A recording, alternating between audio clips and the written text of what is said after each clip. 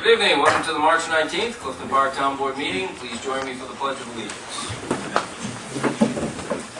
Pledge of Allegiance to the flag of the United States of America and to the republic for which it stands, one nation, under God, indivisible, with liberty and justice for all. All right, Teresa, if you will call the roll. Councilman Whalen? Here. Councilwoman Standor? Here. Councilwoman Wallowit? Here. Councilman Romano? Supervisor Barrett? Here. Entertain a motion to approve Town Board meeting minutes of March 5th. Moved by Ms. Swallowit. Second. Because I'm going to abstain. What? Because she wasn't there. Oh, okay. Well, abstain then. What we got down this end? But I have abstained as well. Yeah, we're both going to abstain. Oh, okay. I'll move it. I'll Amy will second it.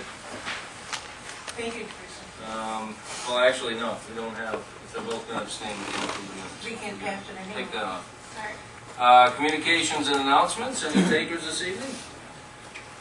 Yes, Mrs. Stanton? Yes, thank you. We have our town-wide cleanup day coming up. It is scheduled for April 21st. That is a Saturday. It occurs between 9 and noon. And I welcome any and all residents who are interested in helping us to clean up our trails and our parks and our roadways to email me here at Town Hall or call Town Hall at 371-6651. We'll sign you up and we'll get you cleaning up our town so that we can, get going for our spring season. Yeah. Thank you. Oh, we'd love to have you. You mentioned at the last meeting we had, 400 volunteers last year, so Well we'd like over. to exceed that number. So love to have you. You can sign up as an individual, a couple, a family, a sports team, a business organization. You'll be assigned a park area or an area along a trail. We'll supply the bags. Do the work. When you're done, you're done. You leave your bags where you left off. We'll come by and pick them up later that day. So it's always a busy day, and we pick up a lot of garbage after a long, well, in the case of this year, a very long winter. Not quite over yet. Although Dan tells me we're going to miss the next storm, so that is true, right? Absolutely. All right. Well, Dan says it must be true. You can't. Your track record's got to be at least as good as the forecast we get. Sometimes better. Any other communications or announcements? Okay, very good. Just a quick reminder, Bulk Waste Day, Bulk Waste Month really is coming up. So the town will be conducting bulk waste service pickup free of charge for residents again this year. April 16th will be the start date. County Waste will have that scheduled to us in the next day or two, and we'll add that to the information that's on the town website. So typically they want to start in the northern part of town and work their way south. That works for their crews and their schedules, and if that is the case, if you do live in the northern part of town, you can expect to be asked to put out your refuse on April 15th. Everybody in town will get a letter that will explain what can be left out and will be taken and items that can't. Due to DEC regulations and other reasons, there's certain items you can't take, like hazardous waste is a big one, and also electronics. But we do accept electronics for recycling down at the transfer station. No permit is required. So they can do that anytime, but they cannot take electronics or refrigerators or things of that nature. So, but anyway, everybody's going to get a letter to your door with a list of what they can take and what they can't. Also want to mention tonight, we recently closed on the property that was formerly owned by the Shenandoah School District, 37 acres in the town center area near Exit 9, right at the end of February. So now we're looking ahead to the planning process, which we've been speaking about, and We're going to conduct a comprehensive planning process for the 37 acres. We'll review future opportunities for collaboration with other entities, opportunities for use of the property in the future for municipal uses, parkland uses, and look at both near-term and long-term goals. We want to make sure that the 37 acres is safe and accessible for people to enjoy in the near term. Longer term, the town will develop a plan based on the input from the people that own the property, and that is you. So we'll have a long, comprehensive planning process. We'll have public meetings, public charrettes, public workshops. So I know there's a lot of people that want to be involved with this project, which is fantastic. But we can only have so many people on a committee, and the committee will manage the process. But if you are interested and do want to get involved and want your opinions and ideas to be heard, you'll have plenty of opportunity to do that as the process plays out. So don't feel as though anybody's going to be shut out through all of these public meetings that we'll have. Anybody interested will have the opportunity to be heard. And we'll follow the same template that we followed on other long-term planning studies that we've completed, such as the open space plan, the Western Clifton Park GEIS, the town center plan, the recreational master plan, and others. We follow that same template of making sure that we're having an adequate number of public meetings and workshops to collect all the opinions and ideas from the community. We'll also be engaging a consultant that will help us with the process as well. So to that end, we will have a public land planning committee that'll basically manage the process, the nuts and bolts of the process, scheduling meetings, setting agendas, so on and so forth. That'll be chaired by myself. The town board members will also be involved with the committee. Town staff, certainly, namely John Scavo, our planning director, and Jen Vigiani, who's also involved with open space activities within our planning department. Representative from the town open space committee, and also a representative from the town planning board. And we'll also have a stakeholders committee. The stakeholders committee will represent entities that partner with the town on a regular basis, entities that are geographically located in close proximity to the 37 acres, and some of whom own property right next to the 37 acres. So those will be the stakeholders that we'll work with. And each stakeholder group will have the opportunity to nominate somebody to be a representative to this committee. We are not going to select all of the members of this stakeholder committee. We want the stakeholders themselves to select a representative that will work with us as we progress with this land use planning study.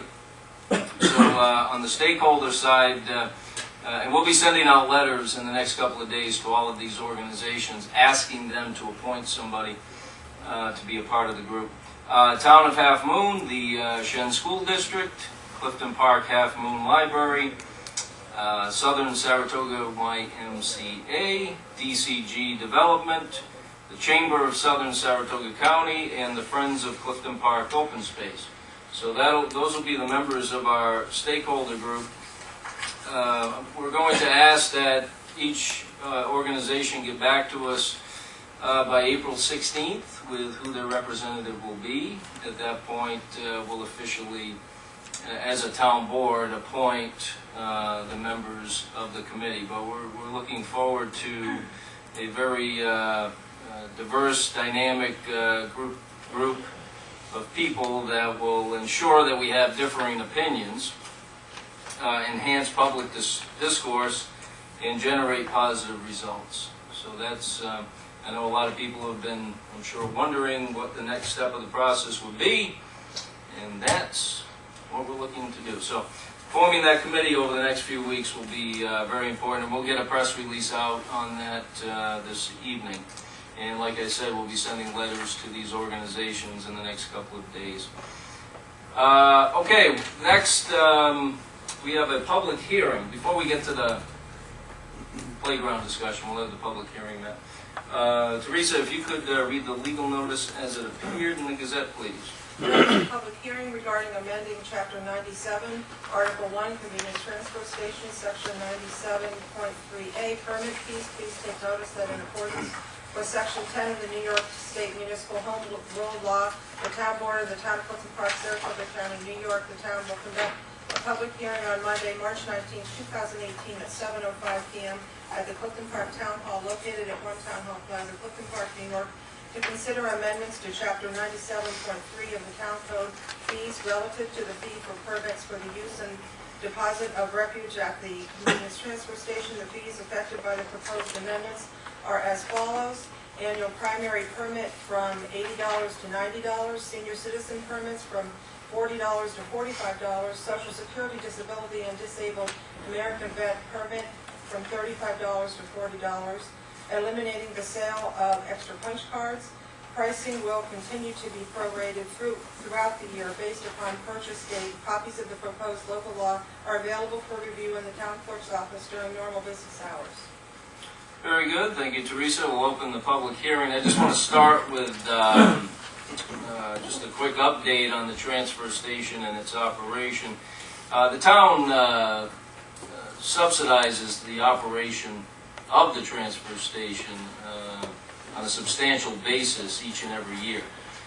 People pay for permits to dispose of their residential garbage, and that's the largest revenue generator.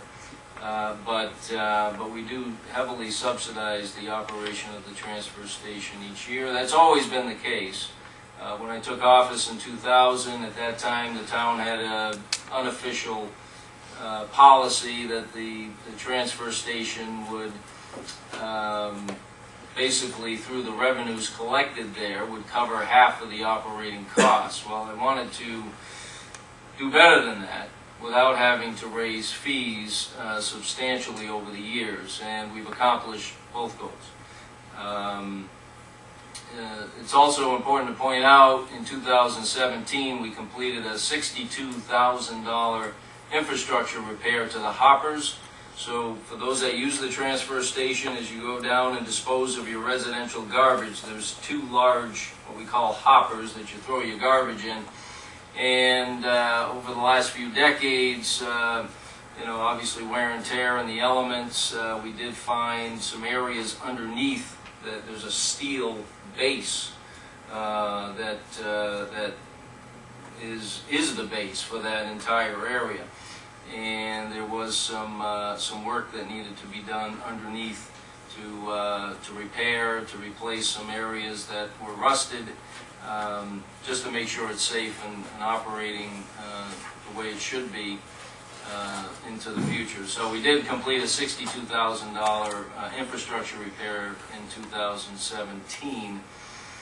Now we currently generate $103,000 in revenue from operations that are not, were not part of the transfer station up until several years ago. The first is our yard waste program. County Waste collects everybody in Clifton Park has their yard waste picked up for free by County Waste. Plus we receive, at no cost to the town or residents, but we do, and we also receive a $60,000 fee for their leasing of the property where all that yard waste is recycled. We also receive a small amount of money, less than $10,000, from our solar farm, which is on the capped landfill. So we have a small amount of money we receive from a land lease. and also our single stream recycling agreement with the county that we just implemented a few years ago. So that's new reoccurring revenue. And I say new, I mean, we're going back with the yard waste at least, probably, what, Mark, 10 years now. The solar system and single stream are much newer. But to give you an idea of where we are with permit fees, now currently it's $80 for a general permit to go to the transfer station. And for $80, you can bring all your household garbage. You can bring your yard waste if you'd rather bring it, as opposed to having it picked up on a weekly basis by county waste. You can recycle your paper, plastics, glass, all of that. That does not cost you anything. And there's also other things that you can recycle at the transfer station. So back in the late 90s, just to give you an idea of where we've been as far as the increases are concerned, back in the late 90s, that general permit was $60. And for a senior permit, it was $30.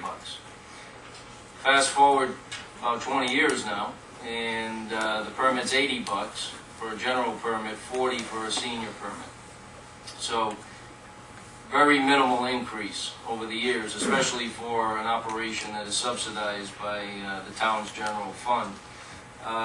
And to give you an idea of where we're going as far as the permits are concerned, from 2015 to 2017, there's 139 less permits, less general permits, but there's 87 more senior permits. So what we're seeing is there are people that are aging into the senior category, no longer buying the general permit, now buying the senior permit, and we're not realizing new general permits being purchased to make up for the difference. So we have overall less permits, overall, with everybody included, but we have a shift, somewhat slight, but still a shift from regular permits to senior permits, which means it's the same customer base, but overall we're collecting less revenue. So again, that's a challenge going forward. It'll be interesting to see what happens. If this trend continues and we see a steady decline each year of general permits, you know, then obviously if the trend continues, that's what will happen. It poses an interesting question for the future of the transfer station, but at this point it's heavily used, it's a very popular facility, and we offer as many programs as possible for people to take advantage of recycling and disposing of their garbage. So that's kind of a snapshot of the revenue and cost situation at the transfer station. So again, the proposal that we're discussing tonight is an increase from the $80 permit fee would go to $90, and the $40 senior permit would go to $45, and that's what's being proposed and discussed at this public hearing. If there's anybody that would like to speak on this issue, please raise your hand. We'll ask that you come forward. State your name and address for the record, and please keep it to 5 minutes or less. Any takers this evening? No? No takers? Okay. Any comments, questions from the board? Okay. So with that, if there are any questions from people watching or who aren't here tonight, please forward them to me or call my office. You know, I think the board's done a very good job with cost containment at the facility and also generating new sources of reoccurring income to lessen the impact on the taxpayers who are subsidizing the operation of the transfer station, albeit at a lesser percentage than when compared to years ago. So it's a good, from that standpoint, it's a good trend. But it'll be interesting to see if we continue to see less general permits being purchased in the future. All right, with that, we'll close the public hearing. I'm going to talk about the playground real quick. We've been discussing alternatives for improving the playground on the common. Now, I'm sure some of you even played on the playground at the common, right? Yeah? It's a lot of fun, right? So this, the playground at the common, for those that aren't familiar, it's right behind our two ice arenas. It was built as a community project about 30 years ago. It's made of wood. It's showing its wear. So we've been discussing possible options. We definitely want to make some improvements to the facility. And we've been discussing different options at the town board meetings and also posting that information on, that's kind of light, isn't it? It's getting better. It's warming up. How about that? All right. Now I don't know what button to push. It's up. All right, good. So again, we're talking to different companies. We're looking at different options. Now, a couple of weeks ago, we showed one option from a company called Parkitex that was kind of a newer, modern type equipment that you see in many new parks nowadays. It was interesting when we were meeting with him. I kind of knew the answer, but I wanted to hear his answer. You know, I said, when it comes to the playgrounds like the type we have currently on the common, why aren't those types of parks being built today?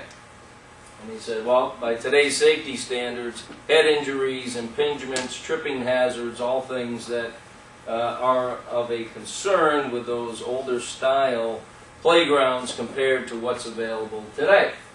So, one thing, so we're talking to a different company up in Ithaca, Play by Design, PBD, and they are the legacy company of the company that built our playground on the Common and a few others in the Capital Region. So when I was talking to them, they showed me some ideas that we can consider for the playground, but they also pointed me to the Charlton Heights Elementary School, which is just over the town line. Well, it's interesting. You go through Ballston, and then you take a right, and you're in Glenville for about a half mile. Then you cross the Charlton border, and it's right there. So it's not far from here. So they said at this park, which was built by the same company that built our playground, what they did was they did not replace a lot of the park as it got older, but what they did was replace some of the real wood, because that's what they were made out of, with a plastic wood. And the plastic wood is a somewhat newer option that some playgrounds are made of nowadays. So this is the playground at Charlton Heights Elementary School, and as you can see, you know, the design does look a little familiar, right? Now, this is where, it might be tough to see on here, but these slats are gray, okay? So you can see the difference between these gray slats, which, that's the fake wood, that's the plastic wood in the gray. This is the real wood. So I took that picture just to give an example of how they were able to maintain the current park, but make it safer and make it well, basically elongate the life of the current structure. Keep the major infrastructure of the park in place, but make these aesthetic and useful improvements along the way. So I think after seeing this and sharing this information with some folks, we believe that this is an option to consider as we move forward. And again, this is a brand new option. This is, I tried to get an angle to show so the town board could see, you know, a difference. It's a little easier to see on that one, where you have the fake wood here, and up top you got the real wood. So you can definitely see the difference and see how that was placed in there. So that's one option that I think we should consider. And Jim Whalen, our town board member, has been working very hard on this with our little committee that will eventually come up with a final recommendation, working with parents within the community. And I think we both agreed that that was a viable option that we should consider. Now, if you haven't been following this issue, what we're looking to do is, if you're familiar with the park, if you were to split it into four, the front left quadrant of the park, we're gonna take out the old pieces that are there. There's some individual attractions in the left front quadrant of the park.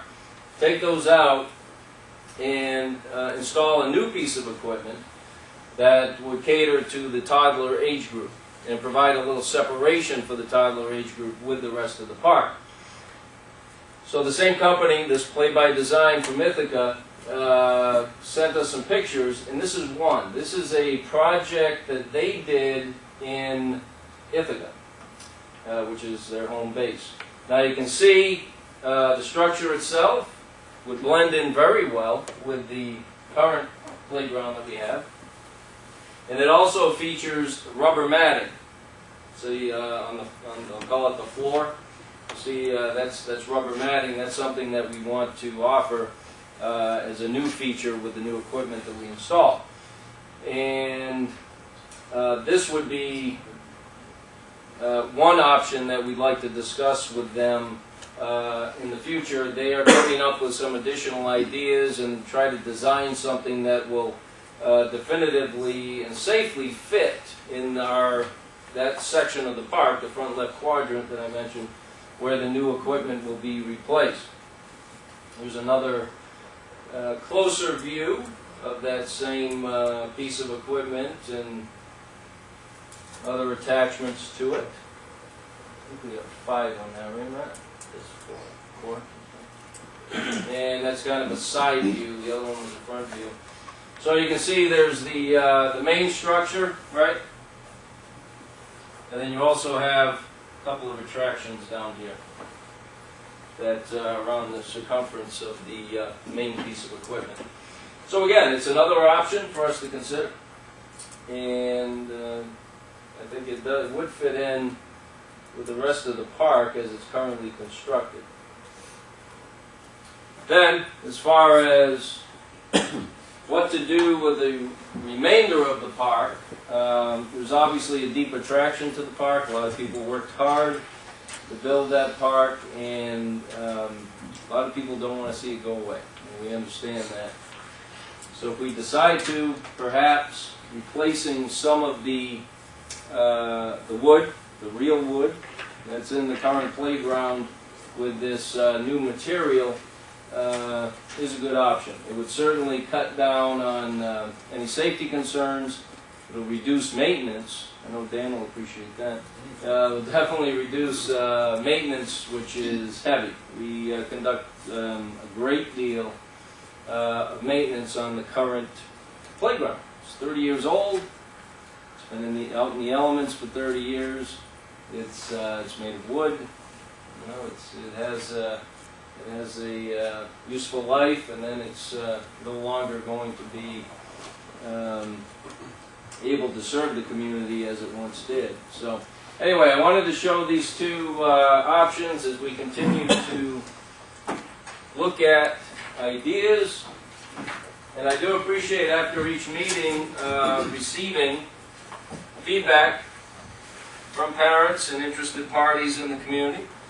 We always appreciate that. We're trying to come up with a list of ideas and options and then narrow them down to the point where we're able to confidently select one option that will be a great improvement to the park and will be supported by the community. Ultimately, that's our goal. So thank you for indulging me on that, and I'd love to, as always, love town board feedback on all of these considerations. Anything that you want to say, Mr. Whalen? I think the key improvement, besides the aesthetic improvements in the existing playground, is the addition of that 2 to 5 play area. Because right now, the park really is geared toward ages 5 to 12.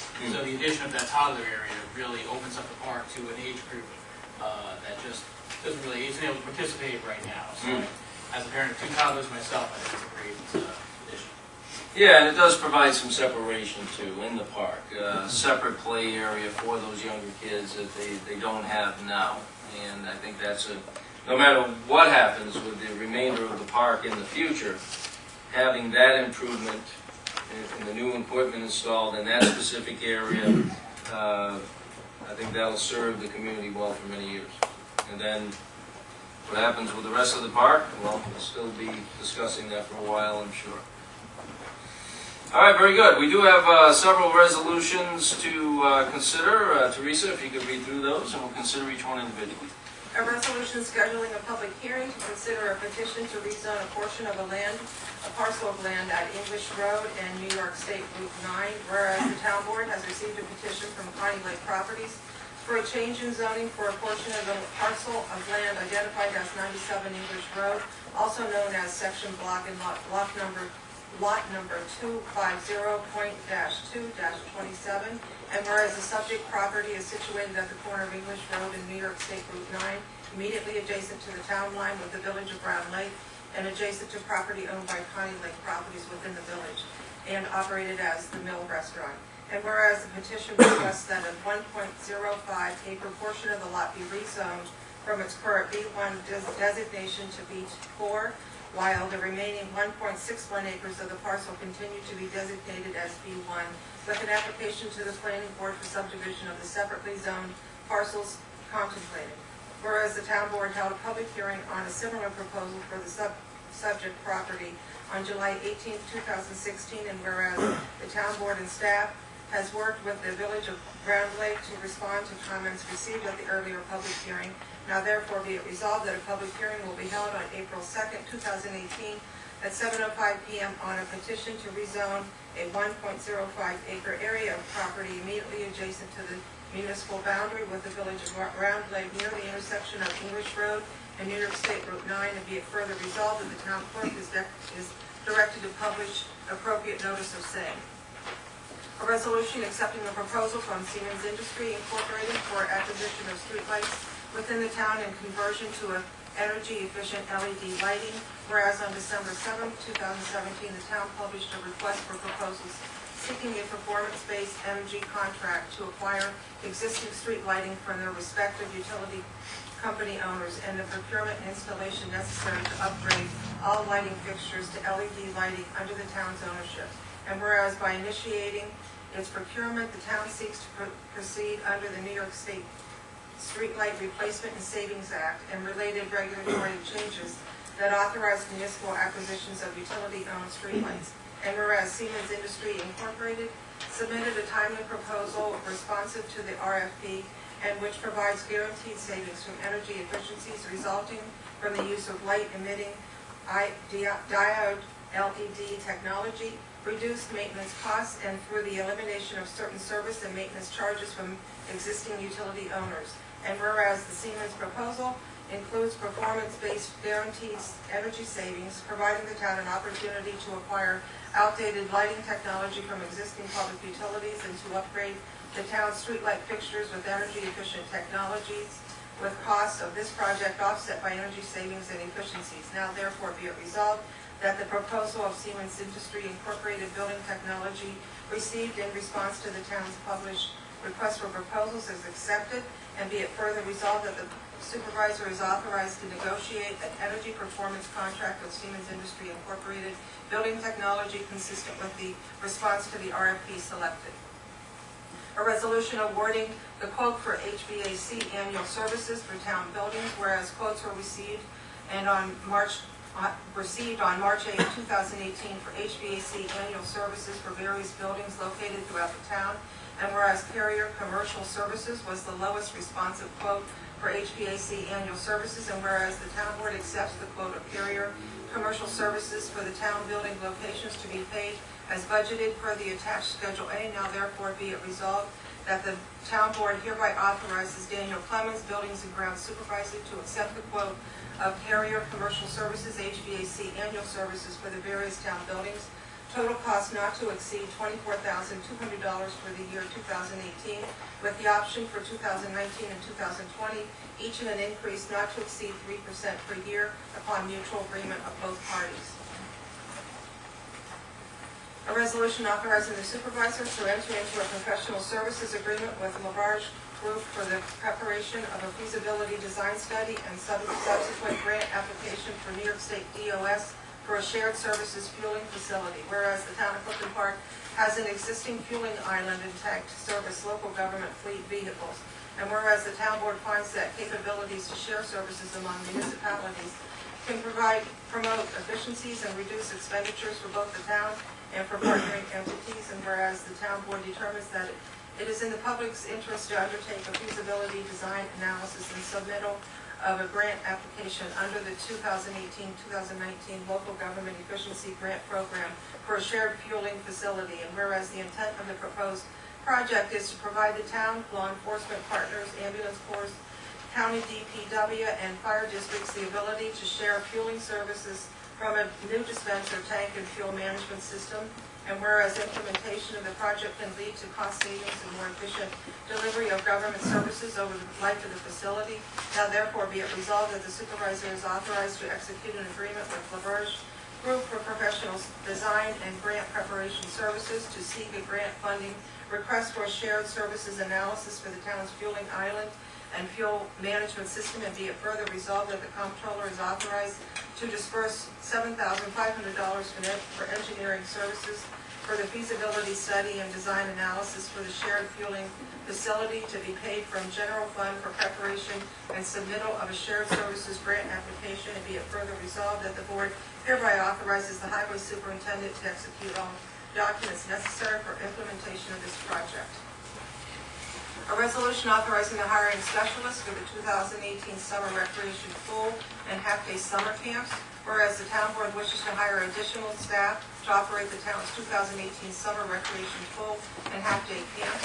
And whereas Myla Kramer, Director of Parks, Recreation, and Community Affairs, has recommended that the individuals listed in Schedule A attached here to be hired to fill the positions of specialists. Now therefore be it resolved that the individual specialists listed in Schedule A attached here to shall be hired to staff the town's summer recreation pool and half-day camps effective April 6th, August 17th, 2018, for Schedule A.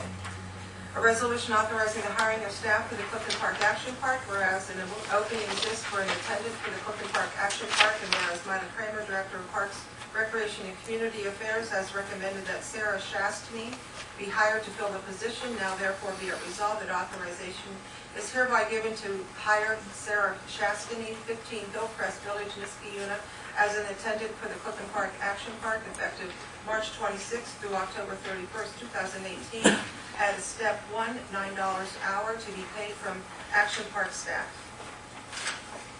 A resolution authorizing the hiring of pool management for the 2018 season per 2018 summer pool directors manager Schedule A. Whereas the town board wishes to hire management and training staff to operate the 3 town-owned pools for the 2018 season. And whereas the town board wishes to rehire the returning pool director Dwayne Nichols, pool managers Brian Serpak and Bruce Stutkin, and learn to swim director trainer Shikowski. Thank you. Per Schedule A, 2018 summer pool directors managers. Now therefore be it resolved that the individuals listed above on the attached Schedule A are hereby hired as staff for the 3 town-owned pools, and be it further resolved that all hires are effective with start dates and ending dates as per the attached Schedule A 2018 summer pool directors managers. A resolution authorizing the comptroller and assistant comptroller to attend the New York State Government Finance Officers Association Annual Conference in Albany, New York, whereas Comptroller Mark Hagan has requested that he and Assistant Comptroller Stephanie Drenchko be authorized to attend the NYSGFOA Annual Conference to be held March 20th to the 23rd, 2018 at the Albany Marriott in Albany, New York, and whereas their attendance at this conference will confer benefit upon and be in the best interest of the town of Clifton Park. Now therefore be it resolved that Comptroller Mark Hagan and Assistant Comptroller Stephanie Drenchko are hereby authorized to attend the NYSGOFA Conference March 20th through 23rd, 2018 in Albany, New York, at a cost for both attendees not to exceed $750 to be paid from General Fund Comptroller's Office. Travel and conferences to be vouchered appropriately. A resolution authorizing certain highway budget transfers for an increase in the Highway Department salt fund. Whereas the Superintendent of Highways has recommended that certain budget adjustments be made to address the need for the reallocation of funds in response to an above-average number of snowstorms requiring salt applications. Now therefore be it resolved that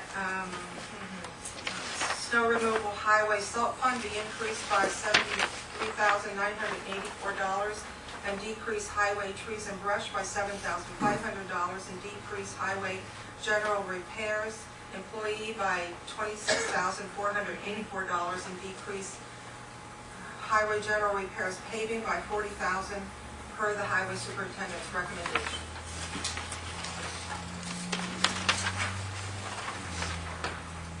What's that? One more, sorry. A resolution appointing members to the Town of Clifton Park Youth Court Community Board, whereas the town board established the Clifton Park Youth Court on June 9th, 2014, a voluntary alternative to the criminal justice system for the young people who have committed a crime or offense in the town of Clifton Park, and whereas the Clifton Park Youth Court Community Board consists of 15 members as an ad hoc community board, including stakeholders from the criminal justice and youth advocacy communities in southern Saratoga County, and whereas the resignation of Greg Cesny has left an opening for a youth court program coordinator, and whereas Councilwoman Standard has recommended the appointment of Cynthia Scavo as youth court program coordinator to fulfill the unexpired term of Greg Cesny. Yeah.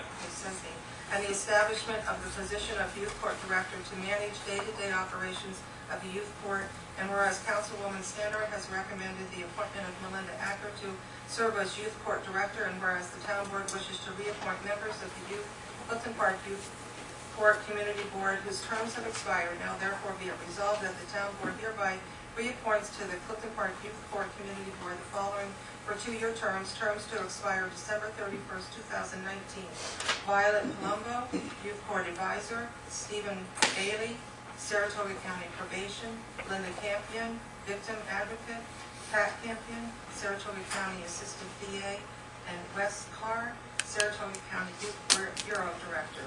And be it further resolved that Melinda Acker, 15 Forest Drive, Boston, may be appointed as Youth Court Director, term to expire December 31st, 2018. And be it further resolved that Cynthia Scavo, 9 Rosewood Drive, Clifton Park, be appointed as Youth Court Program Coordinator, term to expire December 31st, 2018. Thank you. Are there any questions on the resolutions? Okay. I do want to mention, as I was listening to you read those, I had some people ask me about Pat. Teresa's filling in for Pat. She'll be back by the next meeting. Yeah. So she didn't look any worse for wear the other day. She's doing great. Yeah, She's she's doing doing great. fantastic. So she'll be back and ready for action soon. So thank you for filling in. Appreciate that. Okay, if you could read the headings, Teresa, and we'll consider each resolution individually. Resolution number 71 of 2018, a resolution scheduling a public hearing to consider a petition to rezone a portion of a parcel of land at English Road and New York State Route 9. So Moved by Mr. Whalen, second by Ms. Followit. And it's been a while since we've discussed this issue, but it's back.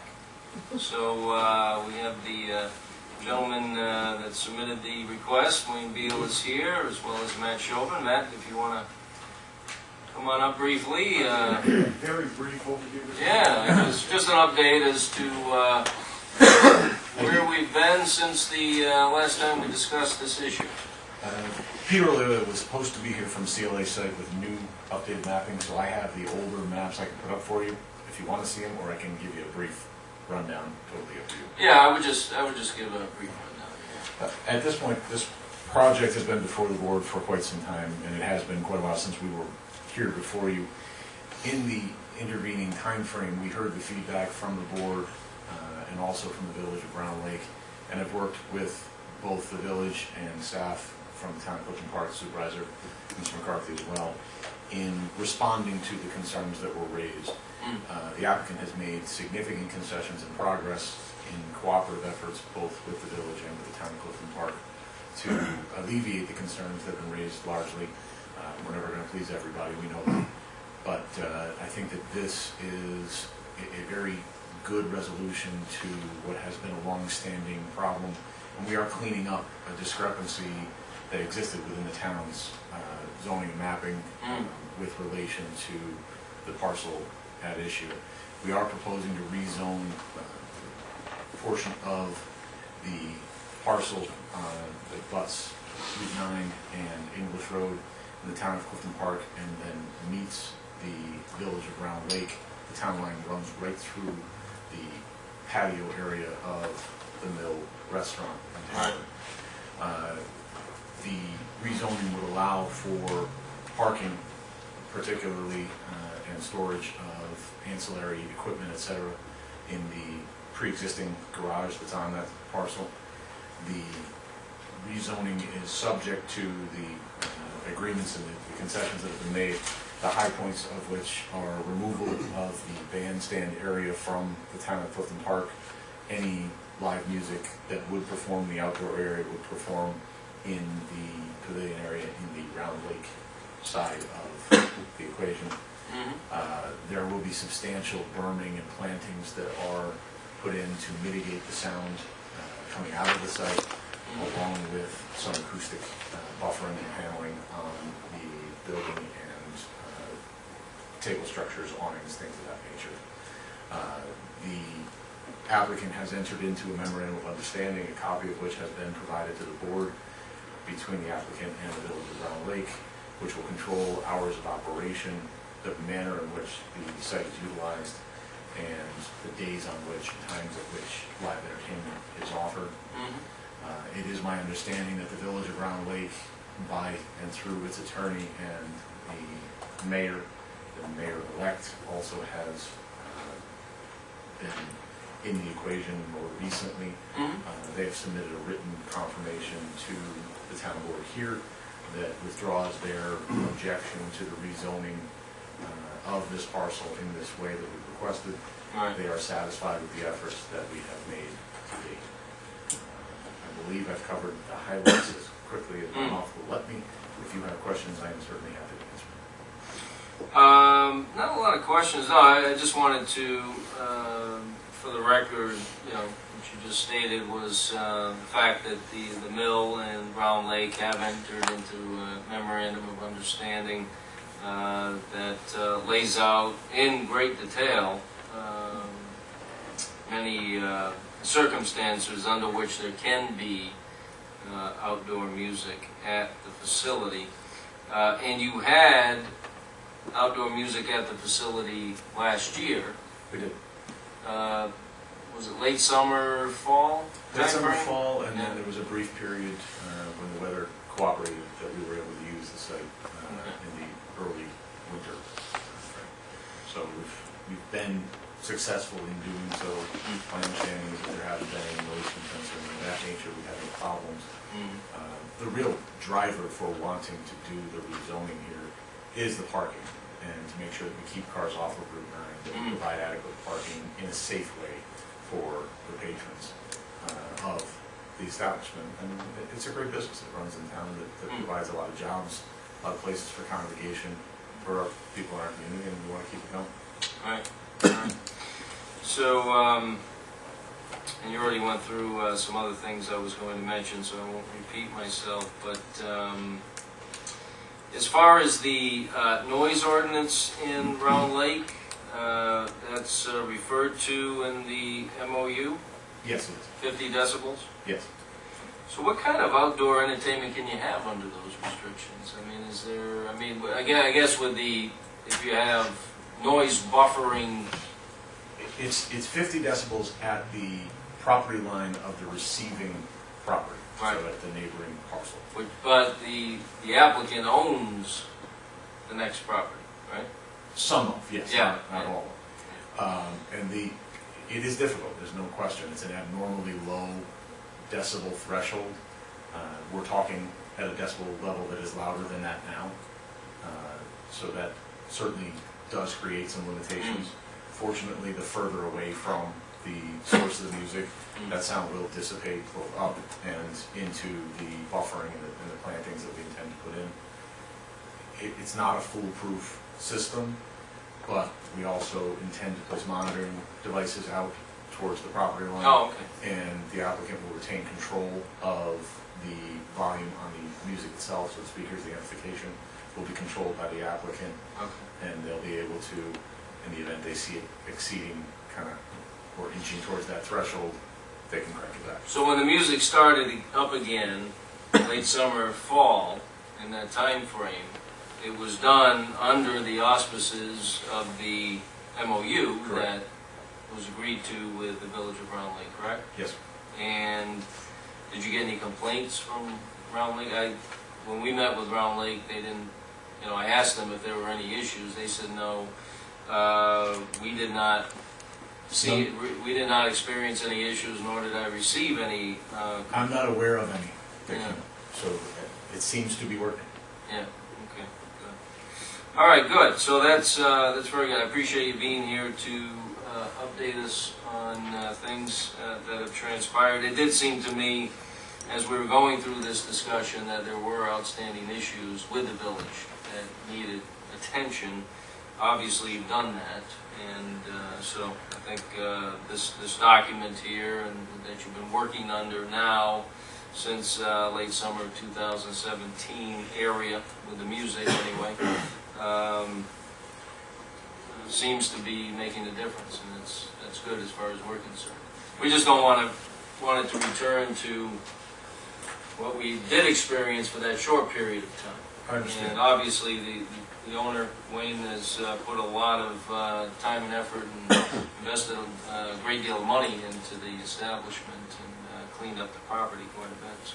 One additional item I didn't mention, but it may help with the comfort level for the board, is that as a part and parcel of this application, the second step is to go back to the planning board for purposes of subdivision and site plan approval.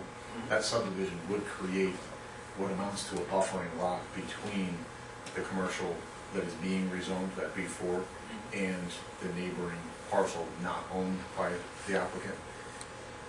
The intention there being eventually for the applicant's daughter to be able to construct a home on that parcel. That parcel, regardless of who builds there, will be deed restricted and be notified that there is a commercial business neighboring, and then they should be aware that there will be noise generated. I'm sure she'll be aware. Certainly, but if, 40 years from now, we don't want to have this Yeah, right, conversation right, again. right. So we're going to put them on notice right in the deed, and it'll run. So that makes sense. We nip that in the bud. Okay, good. All right, good. Then we'll see you again soon, and I would recommend bring any information that would be helpful that evening. I'll have the updated mapping in large scale so that it can be up for everybody to see, particularly as it relates to the buffering and plantings. Good. We'll make sure that Peter's here with his presentation later. We'll keep it brief, but we want to have it as thorough as possible, so if you have questions, we can answer them. No, I appreciate that. Thank you. Thank you. Hey, Matt, can you move the, oh, not you, Matt, I'm sorry. Whatever you want, I'll do I'm it. not sure. Could you just move that screen out of the way so the, these gentlemen come up here? All right, so, any further discussion on setting the hearing? Okay. Teresa? Councilman Whalen? Yes. Councilwoman Standard? Yes. Councilwoman Balowit? Yes. Supervisor Darrow? Yes. Resolution number 72 of 2018, a resolution accepting a proposal by Siemens Industry Incorporated for acquisition of streetlights within the town and conversion to energy-efficient LED lighting. So moved.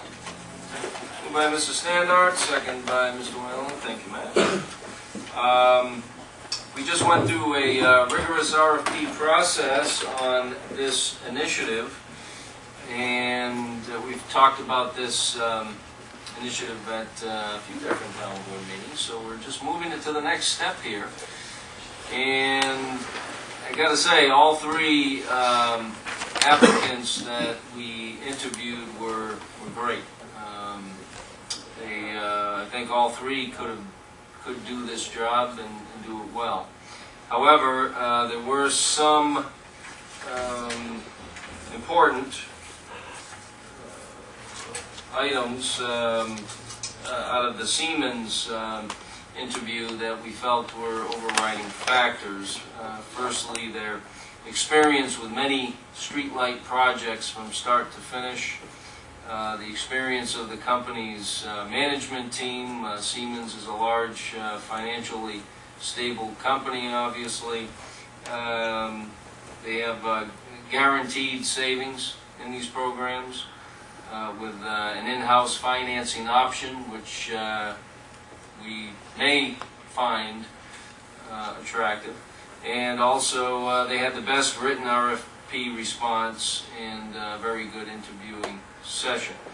So I'm going to ask, we do have a couple of representatives here tonight. We have Shadrach Treat and Joe Higgins, and their offices are over on British American Boulevard in Latham. So if you can come up, gentlemen, I'd appreciate it. What's the matter, Joe? Shy tonight? Or? Shy? Yeah, I guess so. Gee. How you doing tonight? Good. Thank you for letting us come here and speak regarding this. You betcha. You betcha. So, I also want to make some other points and ask you some questions along the way, and the town board might have some questions as well. You know, one important point about this, and just for people that haven't been following this, I don't want to get too far in the details again, but basically what the town is looking to do is purchase our streetlights from National Grid and NYSEG. We have, most of the lights are in National Grid. We have a small percentage in the NYSEG territory, but we would purchase all the lights and replace all the bulbs that are currently there, the high sodium old technology, with new LED lights, and save a substantial amount of money on our energy costs by doing that, because we pay for all those. I don't think a lot of people know that. But Yeah. those street lights are on, town's paying for them, you're paying for them. And also, we would eliminate the substantial amount of expense that's incurred, that every municipality incurs, with fees that National Grid charges on each pole. We would then be responsible for the maintenance, but we were certainly confident that that can be handled.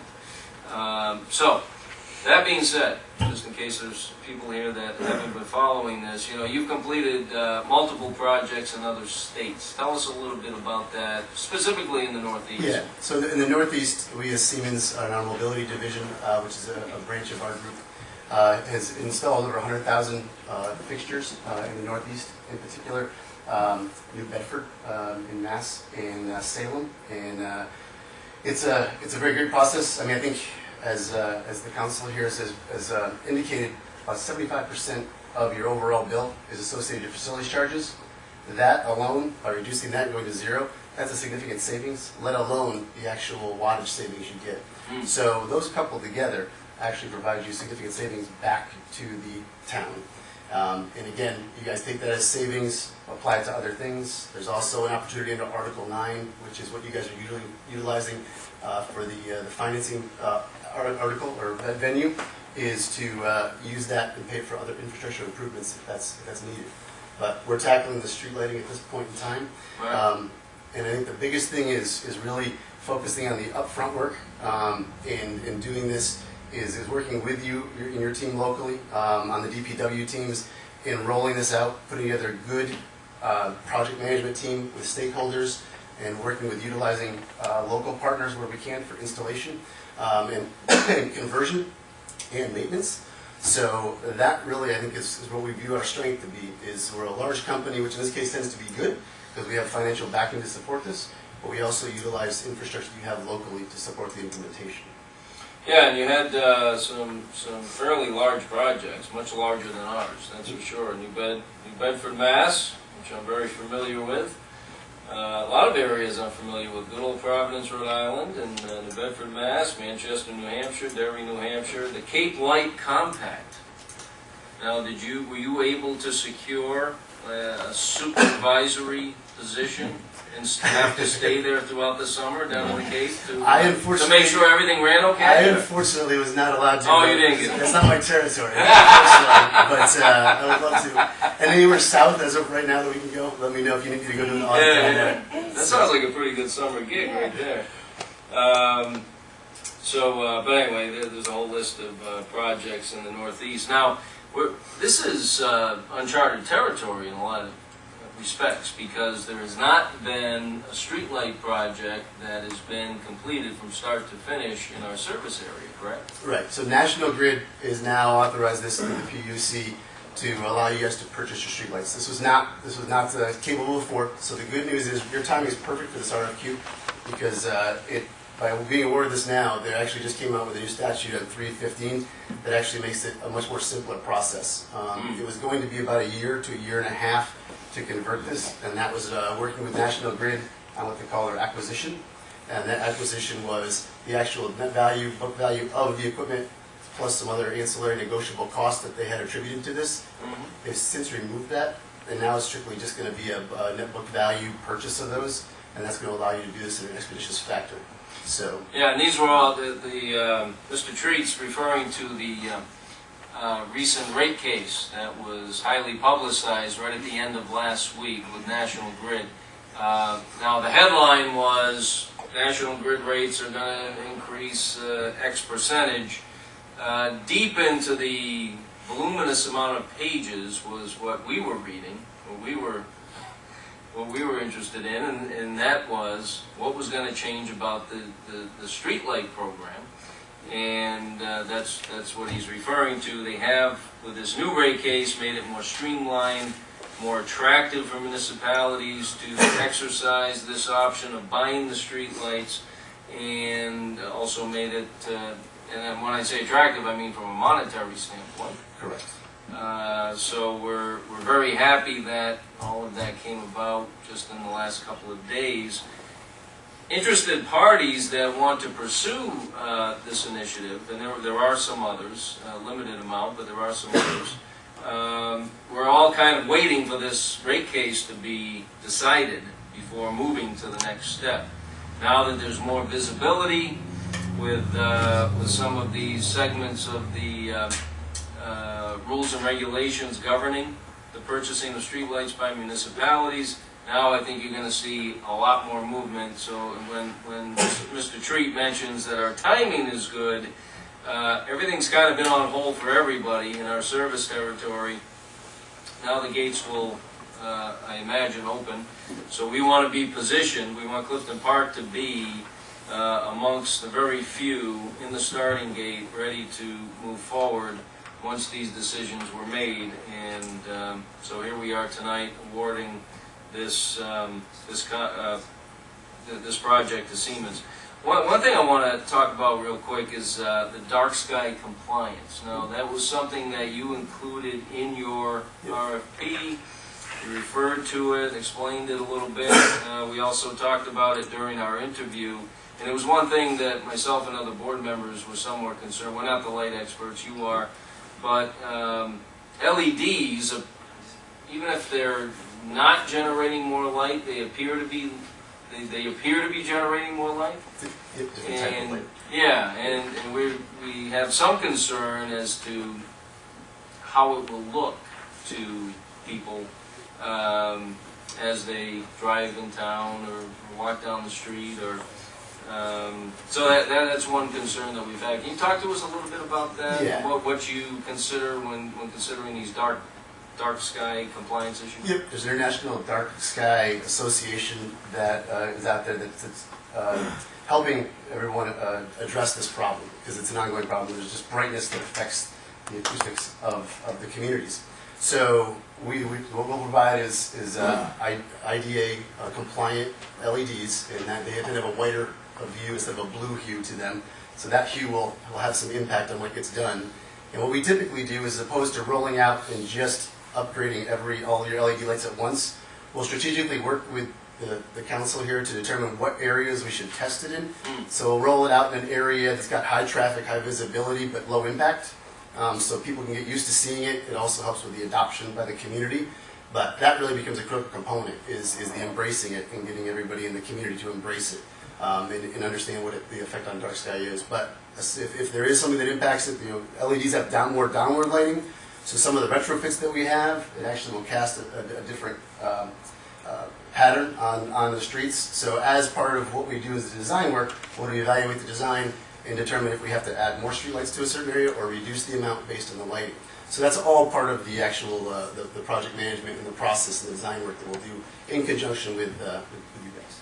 Yeah, and, you know, I don't know how many years it's going to be, but at some point, we'll only have LED lights. So this is, it's coming, you know, it's only a matter of time, so we're gonna get in on the front end and start saving some money right away. Now, as far as the maintenance side of things, because if we purchase the lights, we're responsible for the maintenance, but we have different options to do that.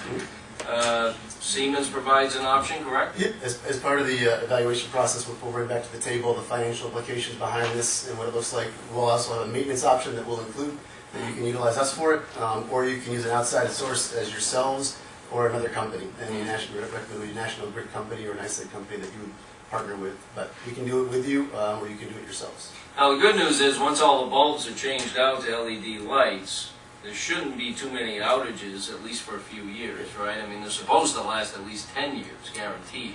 Correct. Usually you see that in the implementation, when something is cracked during implementation, and that's usually where we see the first failures. But we address those right away, and then, like you said, the life on these is significantly better than the metal halides that you have up there now in high-pressure sodiums. So our options would be to go with a Siemens in-house, bid the maintenance, which would include bulb replacement and damage that might occur to a light. What could cause that? Well, obviously, it could be a car accident, could be a tree taking out one of the lights, that kind of thing. So we could bid out all maintenance, or we could bid out just damage that occurs and do the changing of the bulbs ourselves. Which, That was my first question, is how many highway employees does it take to change a light bulb? hopefully no more than a couple. Well, no, I mean, we rarely ever have burned out light bulbs with what we have now, but, Yeah. you know, if we're dealing with a dozen a year, I don't see that being a problem. Right, right. So that's kind of our thinking, and something we need to discuss internally. We do have a boom truck that we just purchased that is high enough. Oh, yeah. It's definitely high enough. So, yeah, it's something that we can consider. And they also committed to performing training for our personnel as well. Is that Yeah, correct? during the implementation process, we would train you how to do it yourselves, and then you guys could obviously make the determination if it's something you wanted to take on as a responsibility or, again, utilize us. But as far as if one was damaged, we would just, you know, Installation and damage, I think, yeah. is over us, but, Oh, yeah. I mean, annual repairs, I don't think we do that. Savings. So, you know, the numbers will change a little bit from the RFP because, like you said, now it's a little more attractive, it's a little more streamlined, and so on and so forth. But can you give us just an estimate? I don't even know if you've run new numbers based on what was just announced Yeah. Friday. I Yep. mean, that's, oh, you did, The okay. conservative estimate that we were looking at in doing this is over the 20 years. You get the facility charge savings right off the bat, and then you also have the energy savings. Now, the key component to this is that the next step is actually validating the inventory that National Grid has, because believe it or not, the inventory may not be exactly accurate. You may be paying for highway poles that you guys are in your area, or someone out replacing a 400-watt bulb replaces it with something larger, 1,000-watt or less. So that inventory becomes a baseline for really what we want to establish for you. So that becomes a critical component to this. But based on what we know as of right now from National Grid, somewhere around the $2 million over 20 years in savings that you're going to have just on the energy component alone. Mhm. And then on the facility charge reduction, you're upwards of around $7 million. So those coupled together, you got over 20 years, you got about a $6 million positive cash flow, roughly. Now again, all this needs to be validated. And the other key component is to have you request the acquisition cost from National Grid. And that's a step you can take. Once it's awarded, we can partner with you under an NDA to help you negotiate that. Right now, that would be your responsibility to request that. And then after tonight, we can work with you on it under NDA. Fantastic. So you can see there is significant savings out there, and something that was evident in our interviews. But it's a government program. Let's not forget that. You know, government, the state legislature passed legislation making this possible for municipalities to buy streetlights, but as we see, government programs have a tendency to change, either now or over time. So I like having the guaranteed portion of this proposal as well.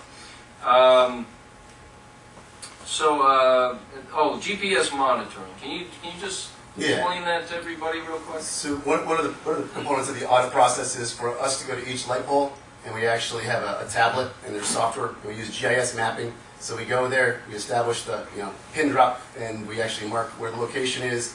We actually validate the wattage of the current unit, and that's what we use to establish our baseline inventory. We actually take that on the tablet, and we can download it into another software that you guys can utilize as part of the community, either showcasing it when something goes out. People can see where a light's out. So a lot of places right now drive by with police or someone has to do a call-in. This actually can show you a GIS map of those outages, and that way you can be transparent to the community as you guys are going forward. But it's a nice little software component to this opportunity. Because currently, if a light goes out, we're still paying for it, right? That's correct. Yep, it's an unmetered service. That is correct. Unmetered service. So whether or not it's on or not. So having that kind of a system where we can be alerted quickly that there is an outage and get that bulb replaced is important and helpful, saving us time. And just to give you an idea, Mr. Treat's talking about some significant savings here, up to $6 million positive cash flow over 20 years. It's estimated that we'll save 60 to 65% just in energy costs immediately, just through the installation of LED lights, and that's obviously very powerful and reoccurring. I talked earlier about new reoccurring income at the transfer station. Well, this is reoccurring savings that we'll realize. Also, the public outreach is part of this process, and if you could tell us where we go now. What's the process after tonight? We say, okay, Siemens, you're the selected company. Looking forward to working with you. Okay, now what do we do? Yep. We'll come back with a component, and it's usually multifaceted, saying, all right, here's the agreement we all agreed to. We'll start the integrated audit component of that, and we usually make it multi-tiered. There's a cost associated with going out and doing the site audit for everything. And usually our goal is not to cover our expenses. Our goal is to make sure that you have a stake in the game and that we're not doing this at no risk. So we'll come back with a fee associated with that work for your review, with the scope of work associated with that.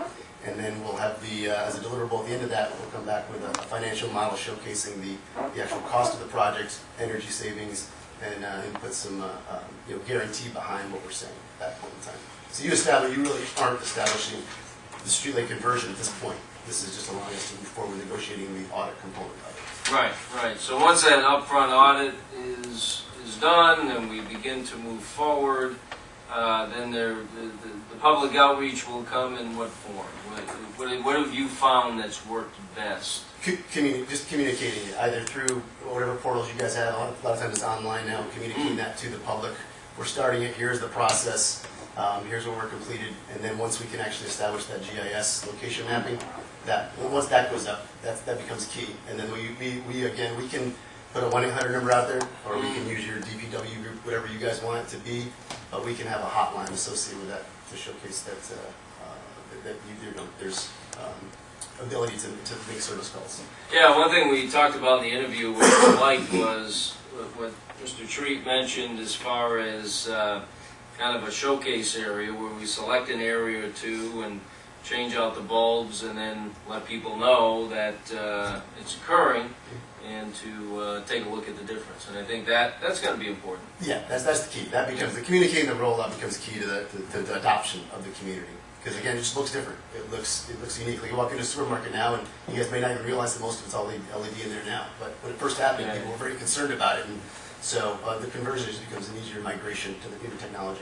Yeah, and over time, it's just get used to it. Did the board have any questions or comments at all? Oh yes, Ms. Waller. You talk about the light too. Okay, and then there was also mentioned the pole. What do we own? We own the pole Or just the white? You own the Cobra head and the fixture, and you're responsible for a fuse component of it. And Okay. that'll be a part of what the National Grid comes back with their acquisition details of exactly what you're doing to So it. the actual pole there was to be National Grid? Yep, they've got other things on those poles typically associated with it for technologies. So that's part of the evaluation process we will do during the audit, is evaluate what else is on there. So. Yeah, so if there were a car accident and they took out the pole Mm-hmm. and then the light was, and the arm was damaged, Okay. National Grid would be responsible for the pole, and then we would be responsible for putting the arm back up and the new light bulb, whatever we need. I said because we contract with them, like for American flags. Mm-hmm. It was summer in Main Street, Jonesville contracts with Mhm. National Grid to put flags or something on the pole. So we will have to continue to contract. Oh, yeah. What they ask for is, they want to be notified if we do such a thing. Yeah, so we do that. We notify them each year and say we want to do X, Y, Z. Yeah. Still contact them for flag placement. Any And Dan other? still has to call National Grid when they're on the road. Yep, okay. Any other questions, comments? Okay. Well, we have talked about this quite a bit over the last several months, and I appreciate you being here tonight, Joe, and look forward to working with you. I think this is going to be a huge savings for the town, and I'm glad we're going to be one of the first in line. Anything else that you want to mention? No, thank you very much. Look forward to working with you guys. It's great. Fantastic. Thank you. Thank you. Appreciate it. Okay. Teresa? Councilman Whalen? Yes. Councilwoman Stanberg? Yes. Councilwoman Walowitz? Yes. Supervisor Barrett? Yes. Resolution number 73 of 2018, a resolution awarding the quote for HVAC annual services for town buildings. So moved. Moved by Ms. Walowitz, second by Mr. Whalen. So Dan went out and with Margie and got 3 bids. Carrier was the low bid, not by much, but they were the low bid again. But it was lower than the last couple of years, is that correct? Yeah, that's Thank correct. you, Joe. They did, yeah. They were lower than they were before for what they were doing for us. They did bring the prices down. Yeah, very good. So good job on that. Any questions, comments? And this is a regular service contract we have each year. Okay, Teresa? Councilman Whalen? Yes. Councilwoman Stanberg? Yes. Councilwoman Walowitz? Yes. Supervisor Barrett? Yes. Resolution number 74 of 2018, a resolution authorizing the supervisor to enter into a professional services agreement with LaBerge Group for the preparation of a feasibility design study and subsequent grant application to New York State DOS for a shared services fueling facility. So moved. Second. Moved by Mrs. Standard, second by Mr. Whalen. And this is a great example of shared services, right, Mr. Ball? Tell us why. Absolutely. We currently, before anyone told us that we had to share services, we've been sharing services for years. Whether it's the Clifton Park Active Ambulance, fellow firefighters, District Ferry, Jonesville, we all use this one pump. And now I have to say it because I'm not going to be able to say it for very much longer. These pumps were installed before I was born. So they've been there quite a while. The tanks were redone many years ago, but as these tanks and these pumps age, it brings an environmental liability on us through Department of Environmental Conservation. Additionally, that puts my staff and myself through daily, weekly, monthly reports that we need to do, accounting for every gallon of fuel that we have, making sure that we're not having leaks underground or whatever. So far, everything's been great. This grant will help us to bring those things above ground, make them safer, more tanks. visible. Yeah, the tanks, yeah. And then give us new pumps. We've had some issues with them, but we can take care of a lot of it in-house, a few $1,000s here, a few $1,000s there. This grant comes once every few years. We thought, why not try it? We reached out to the county, to state police, to open up to them the possibility if we get these new tanks and new pumps, that they could use it as well. But like I said, we're working with a lot of partners on this already. With the volume of fuel that we go through, we get better prices, which means that other municipalities, authorities, organizations can pay less for fuel than they are with, say, the West card that a lot of them are using right now. And, I wanted to make another point. Ooh, I love these slices.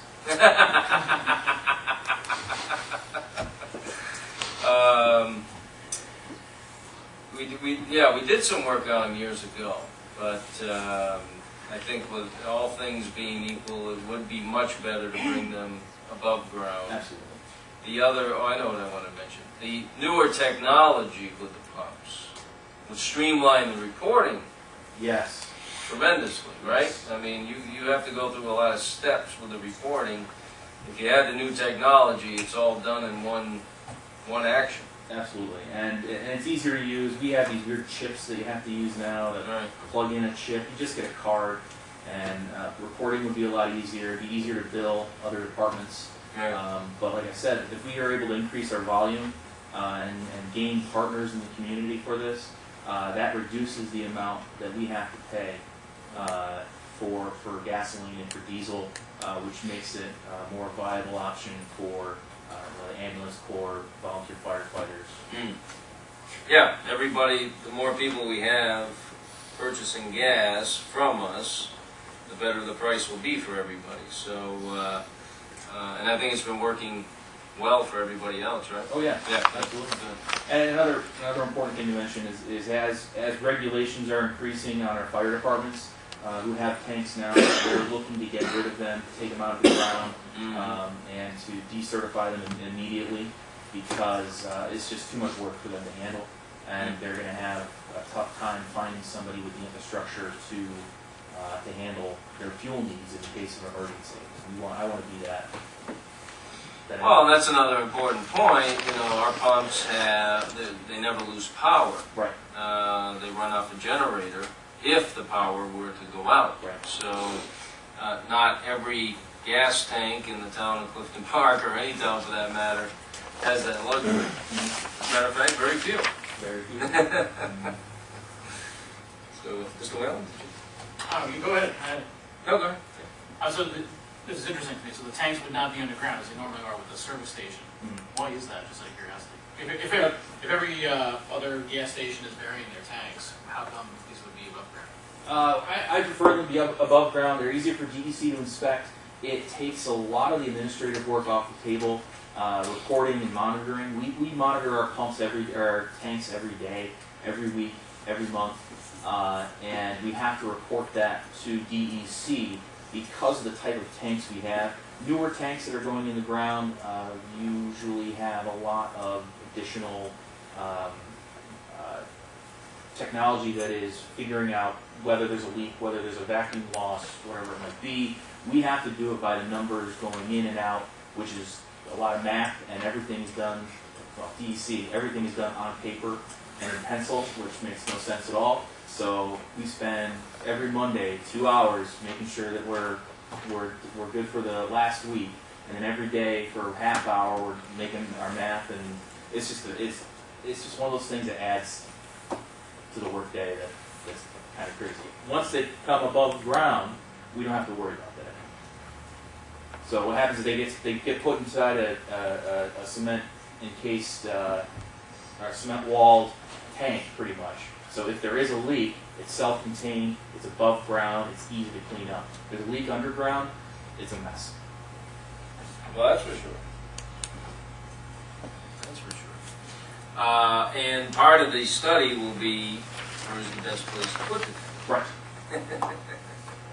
But yeah, we definitely want to keep this service to our partners, and like I said, you know, having that tank there, knowing that if the power goes out, no matter what happens, those tanks will work. And obviously, during events like the ice storm and other storms that we've had over the years, it's been a I godsend. think during the ice storm, we were the only people who had an operating fuel pump Yeah. townwide. Glad that doesn't happen too much. All right, very good. Any other questions, comments? Okay. Teresa? Councilman Whalen? Yes. Councilwoman Standard? Yes. Councilwoman Wallowit? Yes. Supervisor Barry? Yes.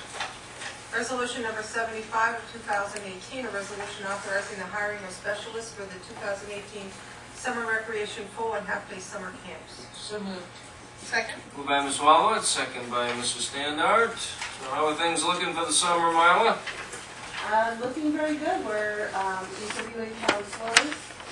Registration for half-day doesn't usually, it's usually slower now, it gets busier as we get closer to school getting out. Full-day camp, last I checked, we had 137 kids registered. And considering we have a max of 220 a week, we're doing very good for mid-March. Yeah. Everything is coming along, the planning, looking at field trips. Looking good. Good. So, if anybody wants to participate, like we have the full-day camp, we have half-day camps, we have 3 pools, we've got a plethora of camps and activities that you can participate in, lots to do this summer, and hopefully it'll get here soon. Any comments, questions, discussion? Okay. Councilman Whalen? Yes. Councilwoman Standard? Yes. Councilwoman Wallowit? Yes. Supervisor Barry? Yes.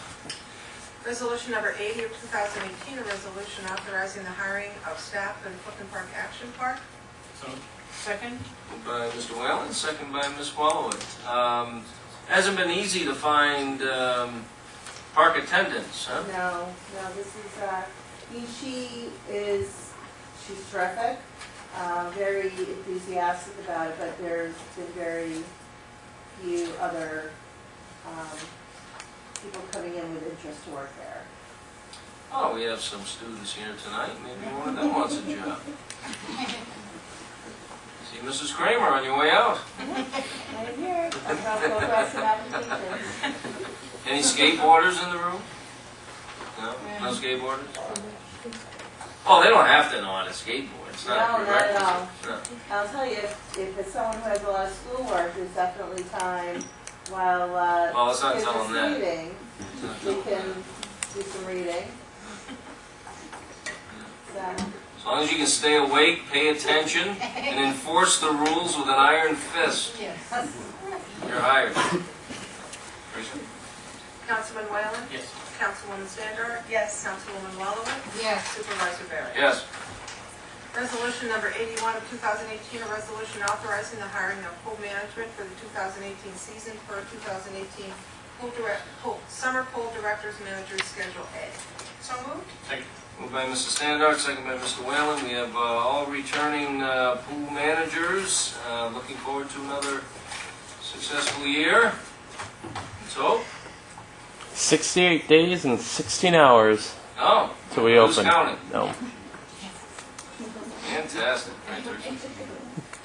Councilman Whalen? Yes. Councilwoman Standard? Yes. Councilwoman Wallowit? Yes. Supervisor Barry? Yes. Resolution number 82 of 2018, a resolution authorizing the comptroller and assistant comptroller to attend the New York State Government Finance Officers Association Annual Conference in Albany, New York. So moved. Second. Moved by Ms. Wallowitz, second by Mr. Whalen. Teresa? Councilman Whalen? Yes. Councilwoman Standard? Yes. Councilwoman Wallowit? Yes. Supervisor Barry? Yes. Resolution number 83 of 2018, a resolution authorizing certain highway budget transfers for an increase in highway department salt fund. So moved? Second. Moved by Mrs. Standard, second by Mr. Whalen. Dan? Well, we're having a bit of a weird winter, and we just Challenging. went through some, yes, challenging is the right word. Yeah, it's challenging. We just went through 3 nor'easters in 11 days, which was not fun. This is more so, we have enough salt to get us through the rest of the season, there's no doubt about that. But the way our budget works is that we get the budget January, February, March, April, and then we have to, in that same year, budget for November and December. So this is more in preparation of November and December. I don't think we'll get any snow next November and December. I'm keeping my fingers crossed. And you've already guaranteed that we're not getting this next one. Not today. Yeah, right. Who is gonna get it as it appears now. Down south, we might get a dusting, but nothing terrible. No, but who's gonna get hit? I mean, is it, I think it's going between city and Westchester? Philadelphia, the eye low pressure systems between Philadelphia and New York City. It's going to go out to the ocean, just like the rest of Oh. Okay, any questions for Dan? Teresa? Councilman Whalen? Yes. Councilwoman Standard? Yes. Councilwoman Walowitz? Yes. Supervisor Barrett? Yes. Resolution number 84, 2018, a resolution appointing members to the Town of Clifton Park Youth Court Community Board. So moved. Second? Moved by Mrs. Standard, second by Ms. Wallowit. And we've had another successful year of youth court this year. I want to thank Mrs. Standard and her management team and the folks that are listed here for stepping up, volunteering, and making the program so successful. I've been very proud of it over the last few years since we started it, and thank you. Good job. You're welcome. Anything you want to say about the resolution? No, I'm very happy to have Melinda and Cindy join us. Cindy's been working with me for about a year now. Mm-hmm. Melinda has been working with me for about 6 months. They have really been focusing on, we've had about 7 cases so far this school year. This is our 4th year of youth court. And like the supervisor said, it has been very successful. So both Melinda and Cindy have been taking on more leadership roles with the program and doing a very nice job with it. And very happy that we had Greg's service for the past year, and wish him well and thank him for all he's done for the program. Yeah, and it's great because we have students that come back year after year until they graduate, and after a couple of years they become leaders of the program. So that way when the new group of students join in the fall, they have immediate mentors that they can learn from and guide them through the program and the hearings, because we manage it, but it's all about the students, and they are the ones that conduct youth court and do a great job with it. So again, thank you, and thank you to all the students that are involved. Okay, Teresa? Councilman Whalen? Yes. Councilwoman Standard? Yes. Councilwoman Walowitz? Yes. Supervisor Barrett? Yes. Any other business to come before the board? Okay, seeing none, we'll go to public privilege. If you'd like to speak on a town matter, please raise your hand. We'll ask that you come forward. State your name and address for the record, and please keep it to 5 minutes or less. Any takers this evening? Motion to adjourn? Second. Second by Mr. Webb. Councilman Whalen? Yes. Councilwoman Standard? Yes. Councilwoman Walowitz? Yes. Supervisor Barrett? Yes, thank you.